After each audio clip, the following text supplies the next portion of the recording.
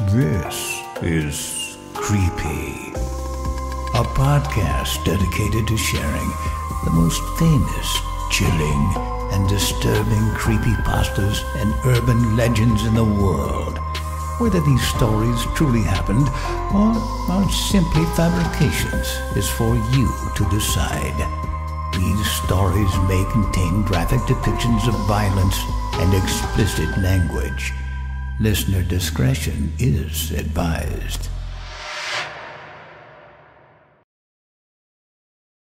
Creepy presents Jason the Toymaker, credited to Kristantyl, with guest narration by Danielle Hewitt and Steve Blizin. I don't have many memories left from my past. The faces of my real parents were like faded masks in my mind. I only had some remains of my childhood, faceless names and total darkness. At the age of 9, something happened to my family. The trauma was so deep that it made me forget most of my life. I only had the shred of a memory related to my best friend. He was the only one who was there for me my whole life. It was an image stuck in my mind along with the melody from a music box. Among the black holes of my amnesia, I caught a glimpse of his honey-colored eyes and his dark mahogany hair. I remembered his friendly smile, but nothing else. All the rest disappeared in the dark. So did he. The memories went back to the orphanage where I was born. Some awesome parents, Madalena and Stephen, who adopted me and gave me a feeling which I had forgotten. The warm feeling of having a family. They raised me in their house until I turned 15. My amnesia led me to examinations and psychological checkups, which year after year were slowly starting to fail. It looked like I wouldn't ever get my memory back. This fact left me distraught. On one hand, I wanted to know what happened. But on the other, an odd feeling of anxiety suggested I shouldn't wish for it. Obviously, there were some unpleasant consequences to my trauma. It was some sort of paranoia, as if I was being persecuted by something. The specialist told my parents it must have been linked to a particular memory, which was continuously blocked from my mind. Neither the cause nor what happened was exactly clear, but despite my efforts, I couldn't focus on it. I felt like I was being observed. Not by people, but by the stuffed toys in my room. It was stupid, I know. At the beginning, they were simply toys. But time and time again, their big, round eyes seemed to stare at me. Since I was little, I thought the stuffed toys in my room were alive, and sometimes I tried to prove it. I spied on my room from the hall with the door ajar. I then turned away and suddenly turned back and never took my eyes off them. Not until I felt a burning sensation from not blinking my eyes. Time after time, the stuffed toys were the ones staring at me. It almost looked like they wanted to test me, and I couldn't bear it anymore. The thought stuck in my mind at times. It seemed to me that they moved their heads, turning their little faces towards me. At other times, they made noises in my room. This couldn't be true, obviously. Why did this thought persecute me? Why did I hate those stuffed toys? In spite of everything, why didn't I get rid of them? I could have presented them to other children, or thrown them in the rubbish. One day I tried. Really, I did. But when I took one of them in my arms, a strong sense of anxiety and terror stopped me. I always ended up putting them back in their places, on the furniture, my bed, and the shelves. This caused me to have to take tranquilizers. There was only one toy I took with me at night, despite my age. I couldn't separate myself from him and felt a familiar affection from him that started long before my amnesia. I found him in my wardrobe at the orphanage, and from there on out, we became inseparable. It was a sweet bunny with ears as long as him. On one side it was red, and on the other side it was a caramel color.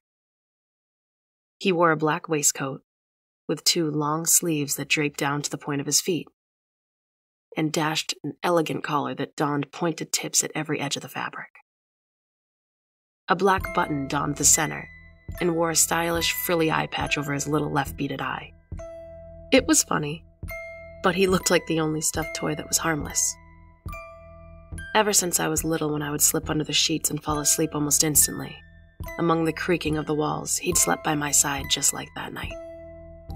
I was standing in the darkness, unable to move and couldn't understand how I ended up there, surrounded only by the distilled silence. Something slimy grabbed my wrist and held me so tightly that instant pain shot right through me. A set of white nails slowly penetrated my flesh. I watched them cutting through my skin, making me bleed.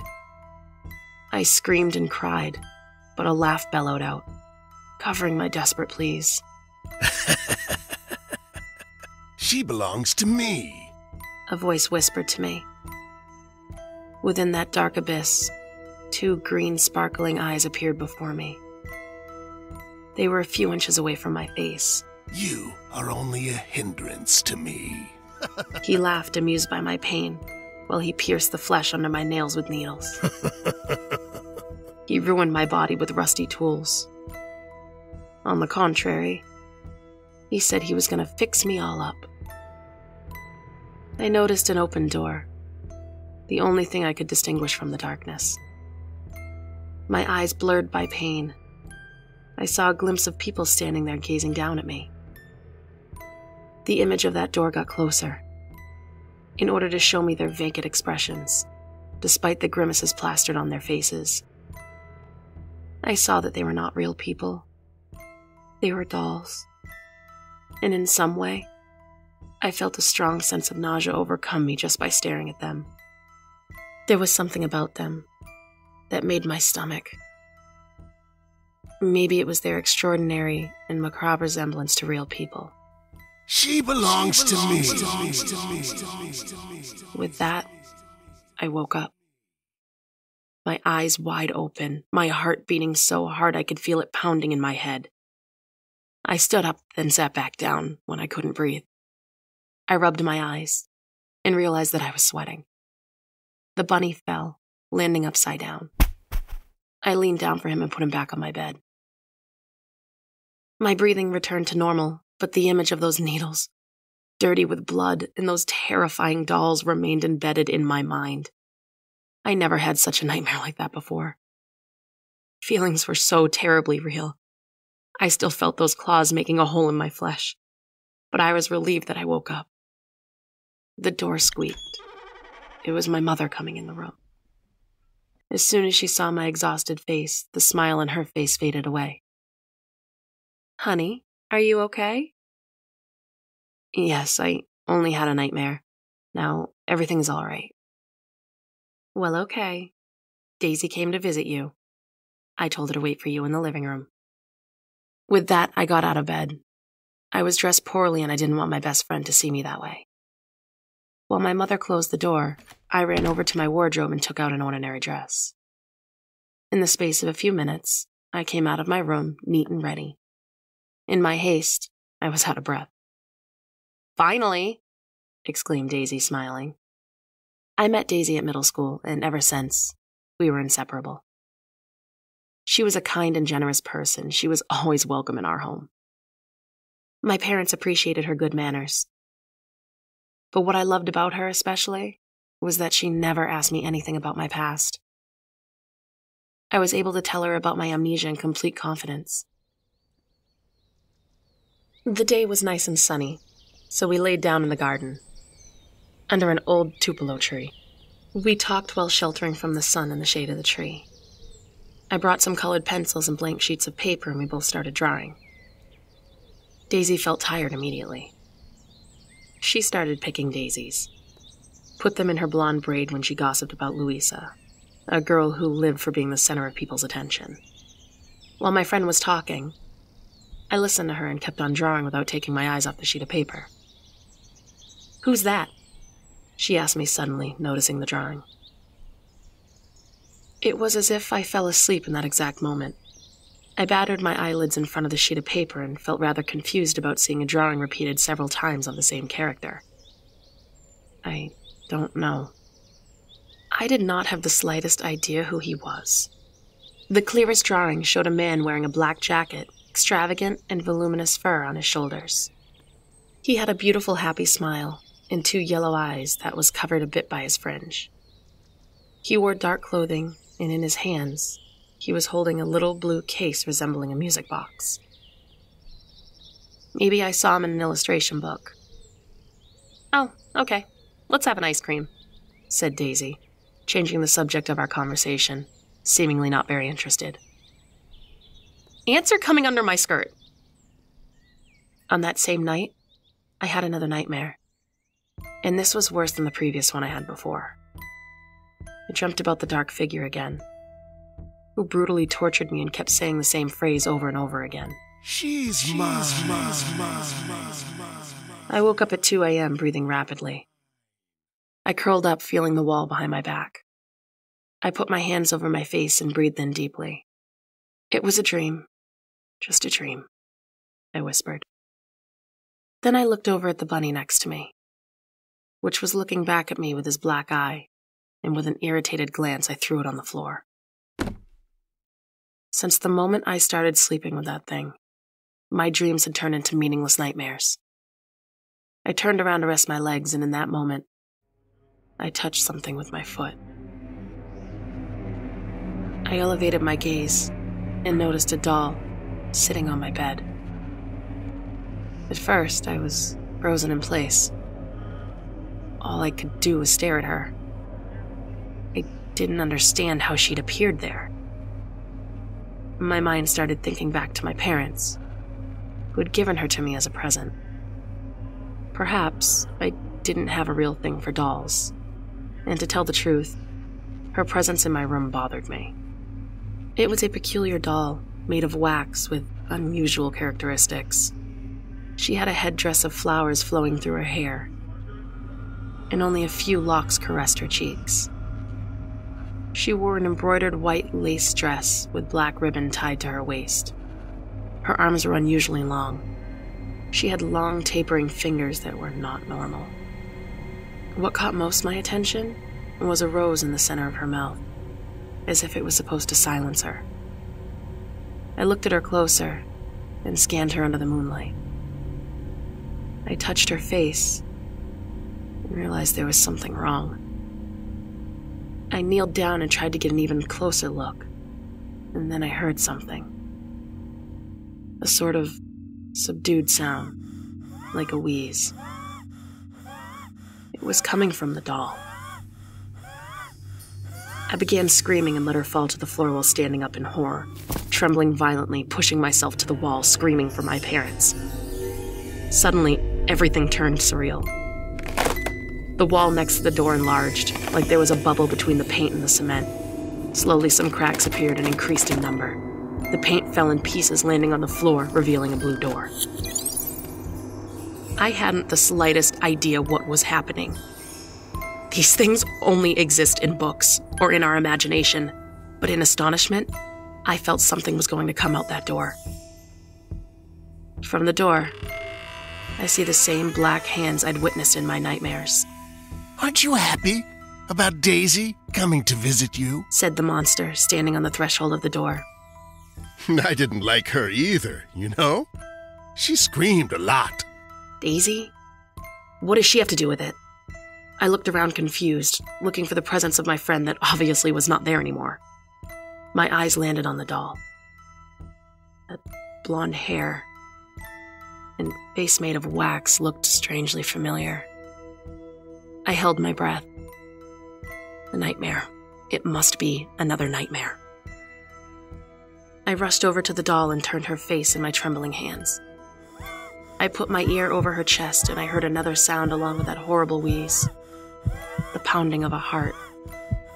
Daisy? Daisy! I cried desperately, It had to be a nightmare. Something like this could not have been happening. I realized my parents were next to the room according to the sounds I heard. They must have heard me screaming, but the monster blocked the entrance. He pulled the door shut, locking it in its setting, deforming the wood. My parents started punching on the other side. I didn't know what to do. It did not look like a dream. It was perfectly clear. It was more real than those nightmares of darkness and torture. My heart was beating so fast that it started to hurt. I felt the sweat on my forehead and the doll trembling in my hands, which I couldn't keep still. The monster stood at the entrance, not moving from it. In the half-light, I could see his evil smirk, as if he was waiting for my reaction. I unbuttoned Daisy's dress, who looked imprisoned under tons of wax, and started to dig, trying to set her free. I dug and dug and dug while her moans became more intense, until I felt something wet under my nails. I looked at my hands, covered with blood. Her skin must have been mixed with the wax, and the digging was not helping her at all. That thing that's supposed to be Daisy was suffering. Her wheezes were blood-curdling, but her expression was still that of an impassive doll. I trembled with terror. I had to repress a retch. And suddenly I felt my arm being grabbed. "My splendid Maggie, you've ruined your doll!" exclaimed the monster. His whitish eyes sparked with pale green light. "You even threw Mr. Bunny on the floor. But I forgive you. You must return to the place where you belong. By my side." Who the hell are you? I shook like mad trying to set myself free, while my parents were trying to break down the door. The expression of the creature was filled with astonishment. "I am Jason, the Toymaker. Your faithful friend. The only one you could trust." At hearing that name, something moved in my memories. Like an electric shock had run through my body. My father succeeded in breaking down the door and turning on the light. When I finally saw him, his face primed a bomb that exploded, setting my memories that were buried deep in the corners of my mind all these years free. I remembered the day we met for the first time. The toys that seemed to bloom from his hands. I remembered his friendly smile. It gradually turned into a sharp and sadistic smirk. That day, he showered me with his exasperation. He expected me to give him more attention because, in his arrogance, he believed he deserved everything from me. When he grew tired of me, he showed me what he really was. He revealed that he eliminated all people that surrounded me. He kidnapped my friends, turning them into his toy dolls, and I was bluntly stupid to always admire them. Rushing home was useless, because the blue door reappeared at the center of the living room. He massacred my parents. He took his revenge by taking them away from me, and almost got me too. I managed to escape his clutches, running as far from him as I could. No matter how far I ran, the smell of blood and that of decomposed flesh still lingered in the air. It was you! I was possessed by anger and I started hitting him. You killed them! I kept hitting him, but Jason was smiling, as if it was tickling him. He didn't have any remorse for ruining my life.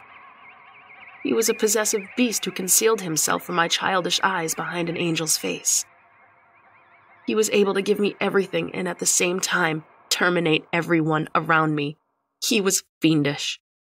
"Of course it was me, my splendid creature. Mr. Bunny even showed it to you." He smiled with self-evident truth. "I made many toys for you, and I can't wait to introduce you to Marianda. But you can call her Mandy if you like." Suddenly, something hit him in the head, shattering into pieces. My father had a wooden club. He aimed a blow at the monster's head, but it was the wood that broke. Jason's smile turned into an infuriated scowl, and he increased his grip on my wrist. He turned around, and when my father saw Jason's face, He opened his eyes wide, and my mother covered her mouth to conceal her screams. My father didn't waste time, trying again to set me free. The club broke in half with one blow to the Toymaker's face, causing him to let me go. We ran out of the room and quickly rushed to the entrance. My father opened the door, and instead of the garden path in front of us, there was Jason's workshop. Maggie, I give you one last chance. Jason said calmly, walking down the stairs. After which, I'll dye the walls with the blood of all who surround you. We run to the kitchen, hearing that monster's laugh follow us. And once we were in, we could see through the windows the Toymaker's little factory. Now, I was desperately sure it wasn't a nightmare. The terror overwhelmed me, and Daisy's blood on my fingers was more real than anything else I had felt. I turned around. "Where's Dad?" My mother grabbed a knife and got closer to me, holding me tightly in her arms. She called out to him with a trembling voice, "Stephen!" And with a sigh of relief, we saw him coming into the kitchen. "Hurry up before—" My mother's voice blocked. Just like me, she stared at Dad's pale face. He was walking slowly, with a fixed look and his eyes wide open. Suddenly, he fell on the floor, and behind him appeared Jason's frozen smile. The Toymaker looked at me with crazed eyes. Dad's battery decreased. It should be recharged. Jason revealed a giant mechanical key and drove it into my father's back, already stained with blood. He turned it with force and twisted my father's backbone. At the second turn, I shouted, covering my ears to block out the sound of breaking bones, but I couldn't take my eyes off my father's body contorting itself like a snake. "Go away. Be gone. Leave my child alone." My mother held me tight to her chest, and despite the terror and tears she shed, her face resembled one of those lionesses shielding her cub. "Silence, woman! It's not you who I want to talk to," growled the furious Toymaker, and in the end, he pointed his white claw at me. "Come with me, my sweet friend. We will have fun together. We will be back laughing like we did before." "No, you're just an insane psychopath. I don't know what kind of monster you are. I really don't have any idea how you could exist in this world, but one thing is for sure. You must disappear forever from my life." At the sound of my refusal, Jason's face clouded over and his eyes sparked with fury. He started to rave, to contort himself and jerk his head as if he went over the brink because of me. "I don't understand." He growled quietly. "I don't understand!" He screamed, grinding his teeth. His face became more terrifying. "I was the only one who stayed by your side when your parents preferred working rather than staying with you. I was a loyal friend, while the ones surrounding you only looked for you when they needed you." He came closer. "I gave you all my attention, gave you loads of toys, and never made you lack for anything. I always aimed for your own good, and that's why I destroyed everything hurting you." His screams were so loud they resounded off the walls, while my body shook in horror at every sound. "I got rid of all the people that saddened you, because I wanted you to be happy and to be by my side. I looked for you for so long. You even forgot me. I was a true friend, but you turned your back on me." Suddenly, his furious face relaxed, but not his previous insane smile. "After doing everything for you, there isn't another explanation. There really is something wrong with you." He instilled it on me with an accusatory look. "You really were a very bad little girl. So I have to fix you up." "What?" I trembled with my voice. "You heard me well, you little ungrateful. I will fix you up so you'll be good. He sniggered. You'll become a very beautiful toy doll." My mother, who was paralyzed by Jason's tirade, suddenly awoke and pointed a knife at him. "If you even dare graze Maggie, I swear I will kill you." Jason looked at my mother with a challenging gaze and slowly came closer. The knife was trembling in my mother's hand while the Toymaker gave an inexpressive guise. She couldn't stand the tension. She pushed me behind her and hurled herself on him. My mother stabbed him in the heart, and the monster opened his eyes wide. He made a contortion of pain, corrugating his dark eyebrows, and my mother smiled triumphant. Just kidding! In that moment, a smirk reappeared on Jason's face. He opened his arms with nonchalance, without even taking out the knife from his chest. My mother was shocked and stood still for a few seconds, but she was possessed by exasperation and started stabbing him again several times, trying desperately to make him react somehow. The disgusting sound of the flesh pierced by the knife could be heard clearly, while the shirt was ripping, but Jason kept his balance perfect. That's enough now, he commented, bored, and straight after, he hit my mother in the face, making her fall violently to the floor. I'll be in trouble if you scratched it. I quickly went to my mother, helping her to her knees. The side of her face was already swollen. My eyes leapt to the Toymaker. I was waiting for his immediate revenge, but was petrified when I glimpsed what he was doing. He unbuttoned his shirt and drove his nails into his chest, close to the injuries he received from the knife. He sank his claws into his flesh and slowly started pulling on the opposite side. The wound appeared as a little rip at the center, which enlarged as the flesh shredded like paper. A thick black liquid dripped to the floor. It was not blood. Even if it was, it must have been something rotten. Something sparked in his exposed ribcage. Probably you forget how much I care for my splendid music box. But luckily, everything is all right. He took his hands off his exposed chest and covered the hole with his shirt, hiding the music box that started to play from inside him. He then came closer, and I wanted to scream, to beg, but the horror I had witnessed left me completely paralyzed, unable to do anything, which left me squeezing up with my mother. It only took a yank from the Toymaker to tear me out of her arms. He took her up without effort and pushed her into his chest to prevent her from wiggling out of him. He clenched his arm around her neck, while the other arm broke the hand that stabbed him. Now, I'll show you what happens to those who try to hinder me, Mom. He slowly bent her arm in the opposite direction. She cried from pain, trying to get herself free. But the monster was strong enough to bend her limb and make the bone come out. My mother sank her nails into his blackish flesh, which flaked apart, producing a nauseating smell, but she could not set herself free since his grip was wrapped so tightly. "All right, I'll come with you," I shouted with all the voice I had in my body. Jason raised his stare and gave me a serious look.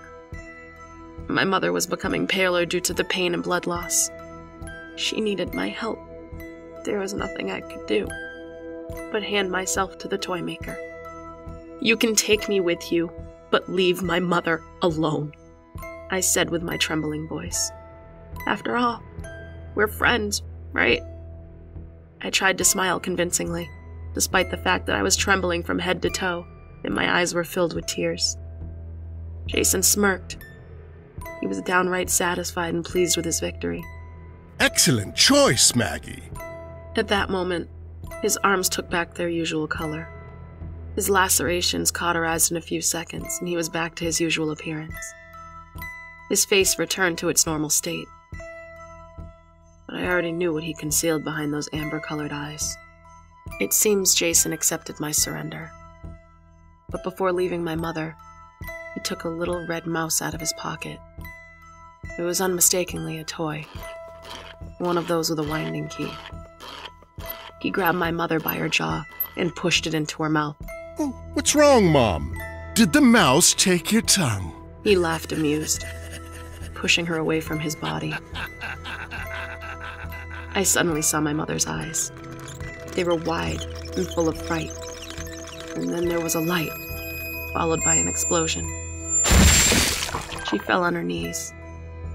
Her jaw, nose, and eyes beat into a bloody pulp.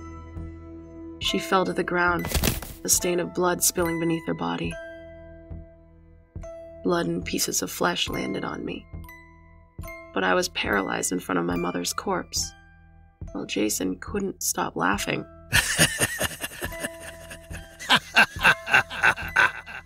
Why did you do that?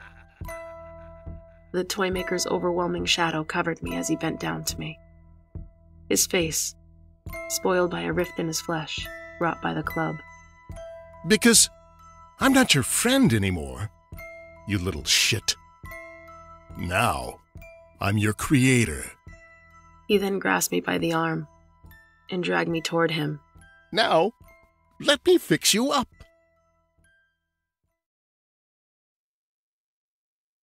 For more information, including pictures and videos of the stories told on this podcast, or to suggest stories for future episodes, please visit us at CreepyPod on Twitter, Instagram, and Facebook, or email us at creepypod@gmail.com.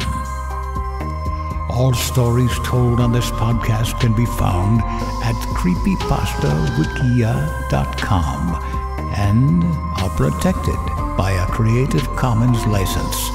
Some rights reserved unless otherwise stated.